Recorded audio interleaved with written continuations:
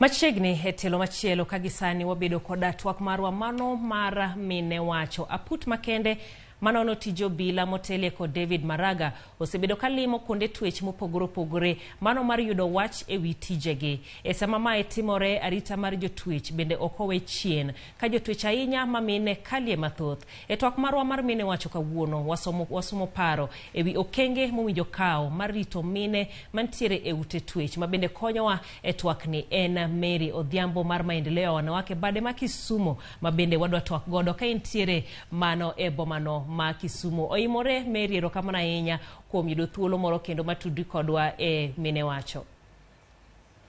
Erokamano. Machiegni kabisa mana kaka wawuoyo kanyero kata kaka wang'iyo kanyero aput mosebedo kawuotho to ahinya pachwa dhiyo kata twak wadhiye e mana kaka chal mar twech kata ute twech ma pacho kendie chalo. Inyalo mana lero matut kaka achiel kuom jogo eko mabende ne oromo e aput ma nobedo Kisumu bende jalno mosebedo kaluwo weche mag twech pacho kae. Erokamano. Waneno ni pogruok nitie kuom rit mar mine ka gine od twech. Wagombo ni lokruok mitimo e chenro mar obila onego ne ane joma mine mopogore gi chwech machielo mar joma chuo. Nikech waneno ni ng'ama miyo ka en e jela en kama pek ahinya. Samoro moko biro ka gipek gin gi ich, samoro moko bende dhodho nyithindo matindo, jomoko bende yudo nyithindo ei kar twech kanyo. Wagombo ni ka lokruok ni timre to wateme matek mondo mine obed isolated, gibede e structure mopogore gi kama pile nikech infection mag tuoche be ng'eny manyalo mako nyithindo. Samotwe mama e jela en wach matek ahinya nikech waneno ni chandruok ng'eny kanyo ma ka sirkal ok nyal neno yo mikonyogi godo nikech ng'ama miyo nigi ratiro mare mar yudo konyruok e yore mag sanitary towels giri ok giyude yo maber. Wasedi e ute twech mang'eny waneno kaka Lang'ata Women's Prison, waneno ka mine nigi shida mang'eny mopogore opogore. Watero jokony mang'eny mondo ne kaka nyalo konyogi, support gi mondo gi yud konyruok mayot e kaka chenro margi mar chik dhano. Kaka ng'ama miyo oneno malo dwe ka dwe oonge sanitary pads, waneno ni mago gik monego bed given freely maonge shortage moro matin. To nyithindo ng'ama miyo kotwe ka ni e jela ka en gi ich kanyo wanene matek kabisa nikech waneno ni onego bed ni obedo considered mopogore gi mabusi yoyote e jela kanyo. Onego miye structure machielo mobete yore isolation nikech nyathi to innocent, maybe the mother en ng'at mose timo makosa to nyathi mane iye to kotimo makosa. Aparo ni sirkal dwa ng'iyo mano e reform madwa timo sani mondo ne kamikete joma mine. Wagombo ni reform go lokre maber kata cleanliness, usafi kuonde ma gibete nikech chiemo ma ng'ama miyo chamo sama en expectant cha bopogre. Koro mago duto nego bed ga considered. Wang'eyo ni kidonje jela in gi shida mar itimo makosa to nyathi mane iyi to kotimo makosa. Mana ka duoki chien kata ka wamedo mulo wach mar nyithindo mabende itweyo godo joma mine. Ere kaka nochopo ni ng'ama miyo mantiere gi nyathi matin bedo gi nyathi ni endi e jela? Ne en paro ma dibed nen kare kinde mabende ne ni kadhe to sani koro ok odonj makare ahinya gi chal mar kuonde twech mekwa. Aparo ni en oversight. Anyalo wacho ni ok nong'iye maber ahinya nikech kinono ngima mar ng'ama miyo nyathi ka en gi nyathi to nego mago bed considered kata konyalo serve outside the prison.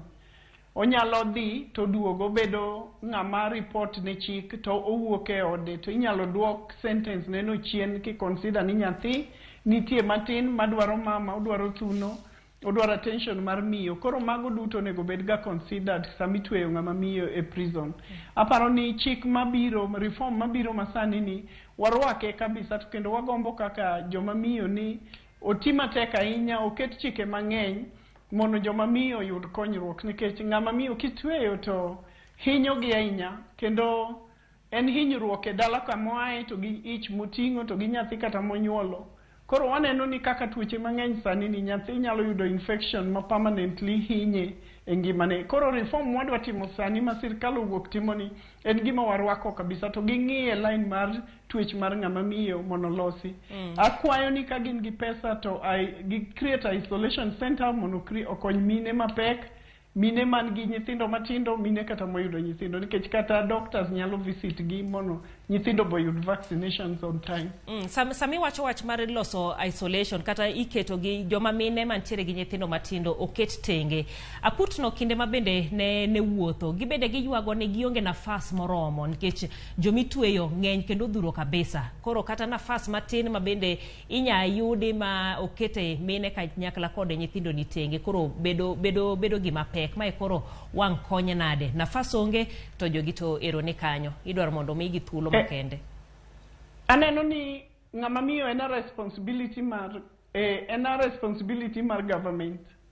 To ka government timo reforms to nego ng'i chwech mar ng'ama miyo nopogre gi ng'ama dichuo. Koro ka yande mago onge chon, wakwayo ni prisons mag joma mine onego bed gi kuonde ma mine madhoth nitie, mine man gi ich nitie, mine ma yudo nyithindo matindo nitie, ma doctors bende visit gi konyo gi e yore mopogre. Kata twech margi bende onego duok chien, iwacho ni onyalo operate koa e ot to odhiye jail, odhiye e court kata report ka chief kata report ne administration somewhere machiegni gi dalane mono serve that sentence out. Kaneno nyathi kodonje prison kama congested kabisa, airborne diseases nitie, tiende ni sirkal ok odewo whether nyathi monyuol kanyo no biro yudo tuo no or not. Magi gik machandowa kaka joma miyo ni reform ni walamo Nyasaye ni koyie to okete mayot ni joma mine matin moloyo mapod nitindo, mapod nigi nyithindo, mapod dhodho manyalo bende ting'o nyithindo igi. Wagombo ni lokruok obed madongo.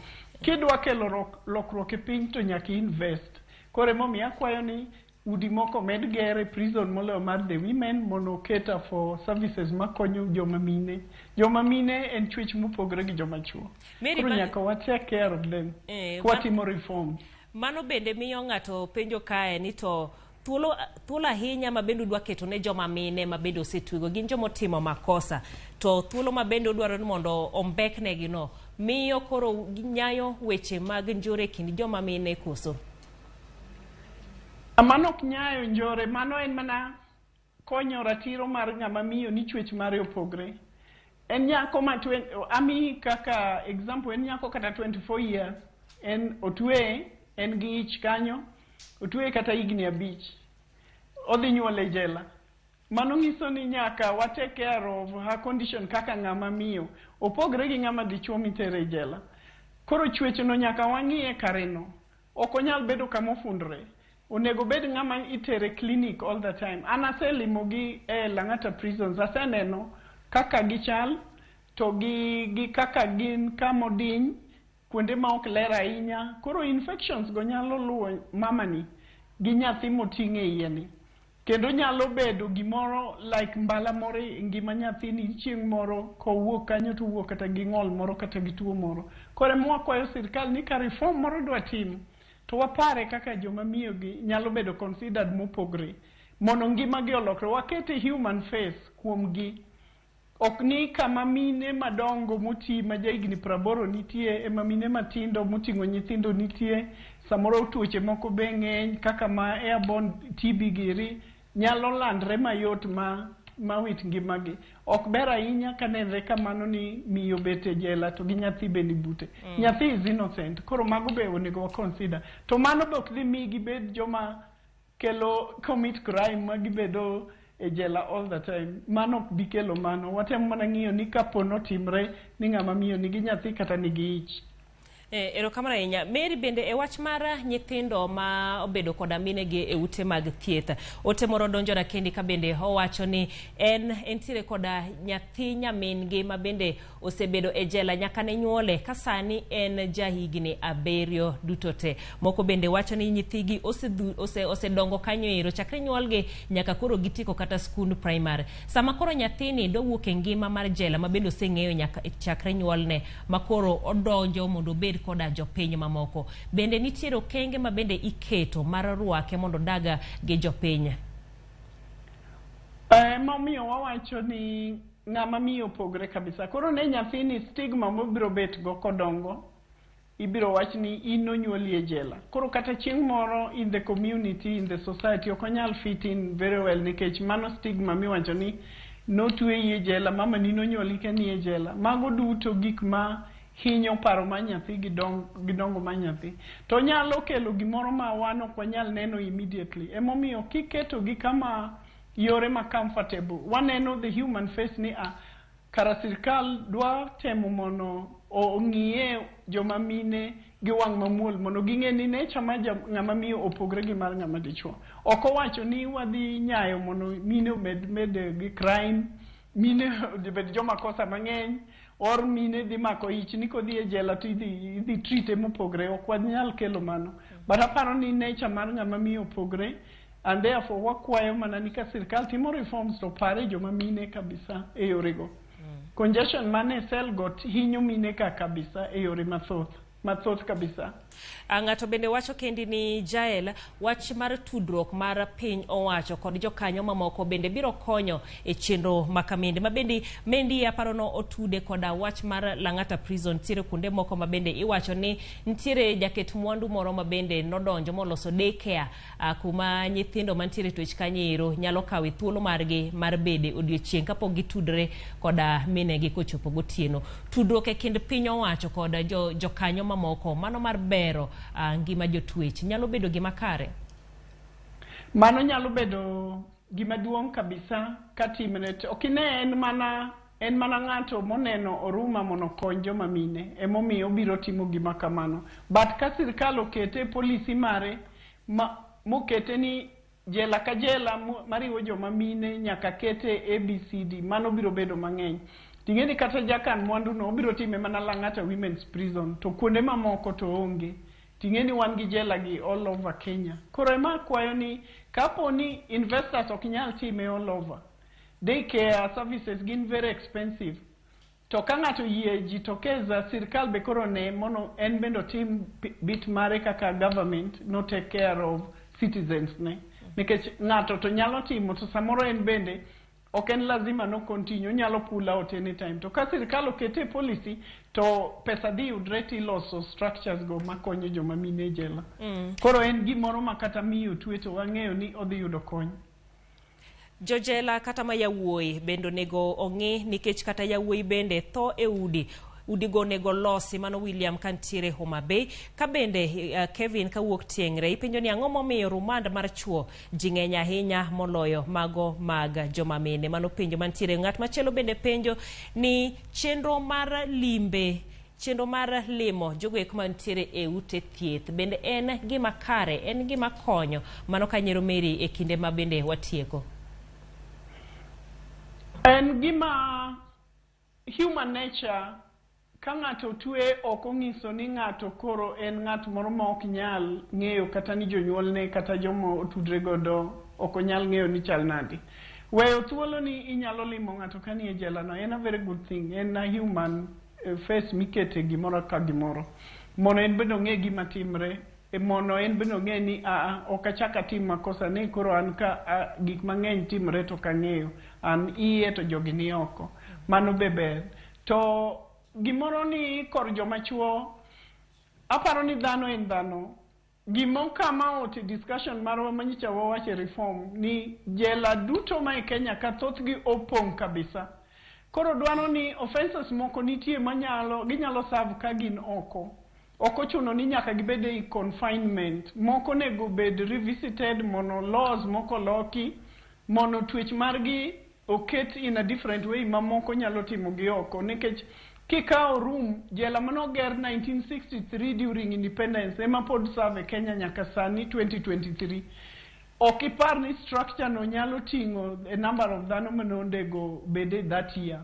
Sani koro waneno ka sirkal neno ni onego ng'iya nena gik monego loki mane timre chon. Koro sani kwaneno kamano wawacho ni jelo onego bed a maximum number of people mokete room makama nikech gin dhano ok onego riwgi ka dhok kanya achiel kamano. Onego imany ni structures donjo oromo Kodiaga oyar, Kiboso yaw, Lang'ata kata Mombasa, Shimolatewa giro yaw, mondo ji oyud thuolo bed kama thuolo nikech kama odinyno nitie a lot of effect magino ni godo koken health issues to kata mental in kiwuok kanyo to kibed the same aparo ni ka in kama congested kabisa kendo gik moko be wawinjo matimre ei jela congestion okelo gik mang'eny erokamano ahinya Mary.